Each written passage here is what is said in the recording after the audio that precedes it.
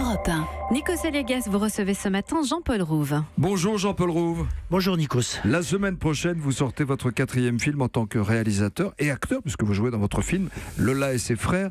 C'est un long métrage émouvant, sensible, qui photographie aussi la société française, avec notamment José Garcia, Ludivine Sagné, Ramzy aussi, dans un tout autre registre. Ça raconte l'histoire d'une fratrie avec des moments de vie heureux, mais aussi compliqués. Pourquoi ces thèmes vous tiennent à cœur ? J'aime bien parler de la vie. J'aime bien parler de nous. J'aime bien les petites choses de la vie. J'aime bien parler des non-dits dans les familles, des silences. Et tout ça, j'essaie teinté d'humour et d'émotion. C'est ça qui ça me touche. J'aime regarder nos contemporains.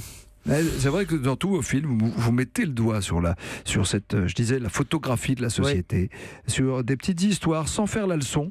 Vous vous attachez à mettre en valeur la tendresse, la bienveillance, les problèmes, le chômage, la solitude.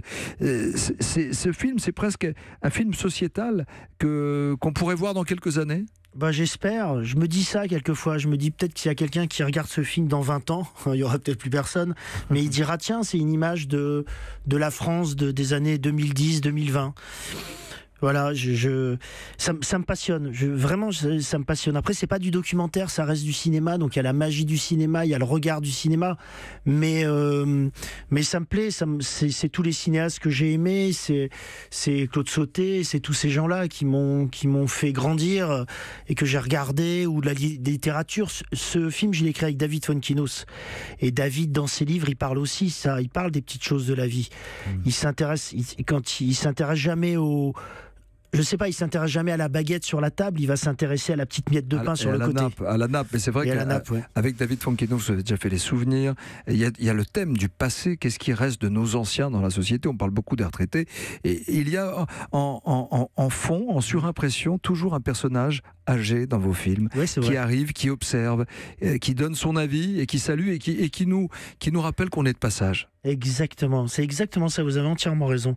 J'adore ça. Dans le film, il y a un moment, il y a une chanson de Jean-Jacques Goldman qui s'appelle On ira. Et j'ai choisi cette chanson pour une phrase qui, à ce moment... Ben.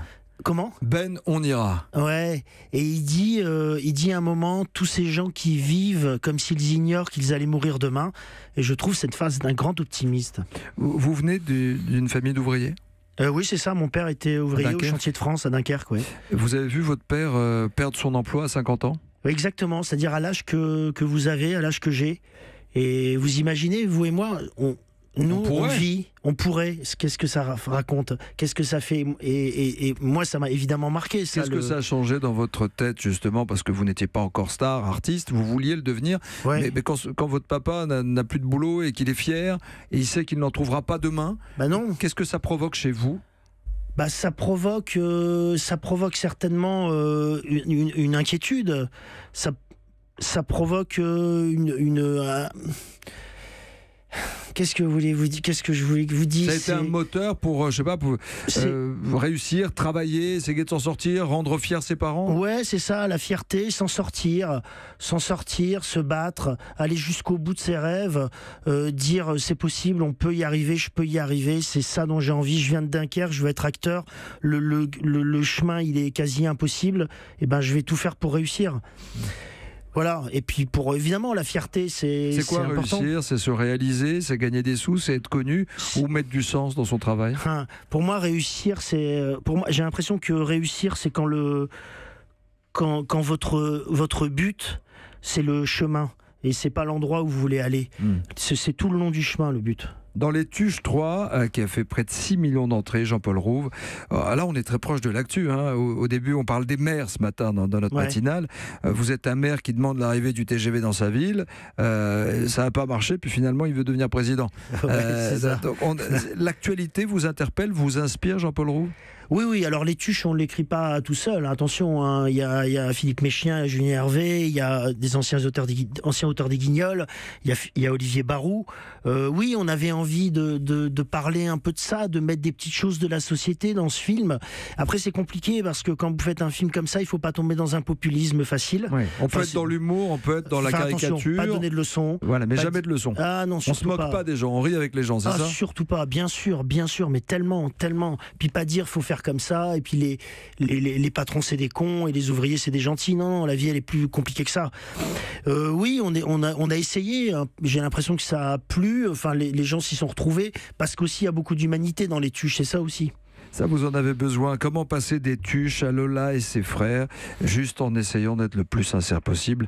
On va peut-être commenter ensemble l'actualité. Vous restez pour le journal? Ah oui, enfin je suis pas Jean-Michel Apathy, attention. Non, mais pas de façon politique ou engagée, juste en tant qu'observateur, en tant qu'artiste, puisque vous êtes inspiré aussi par le quotidien des gens. Vous auriez pu faire un film sur les gilets jaunes, par exemple. Oui, c'est intéressant, des mouvements comme ça, humains, bien sûr que c'est intéressant. Jean-Paul Rouve reste avec nous et on se retrouve juste après ça.